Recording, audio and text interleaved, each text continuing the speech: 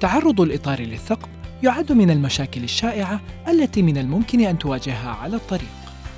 قبل استبدال الإطار، تأكد من اتباع الإجراءات التالية. قم بصف السيارة على سطح صلب ومستوٍ.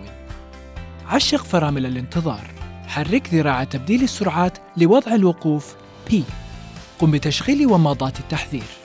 اطفئ محرك السيارة. لإخراج الإطار الاحتياطي من مكانه، أخرج صندوق الأدوات.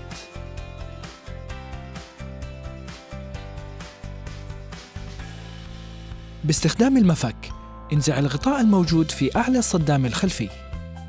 استخدم مقبض الرافعة وعصا التمديد لإنزال الإطار. أدخل المقبض في فتحة تحرير الإطار، وقم بلفه عكس اتجاه عقارب الساعة.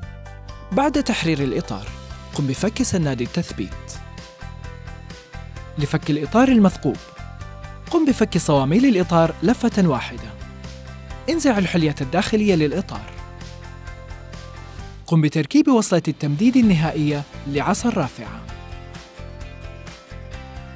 ضع الرافعة في الإطار المخصص لها. ابدأ برفع السيارة، وذلك عن طريق لف المقبض باتجاه عقارب الساعة. قم بفك جميع الصواميل. انزع الإطار المثقوب.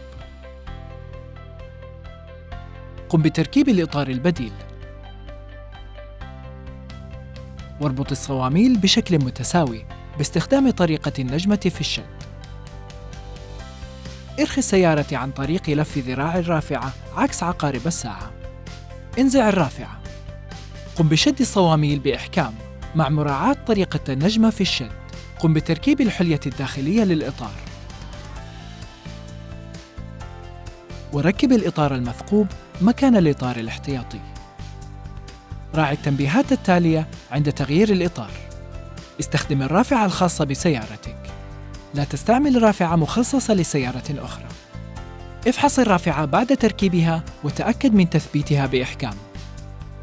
لا تقم بتشغيل المحرك عندما تكون السيارة مرفوعة. تجنب رفع السيارة عند وجود شخص بداخلها.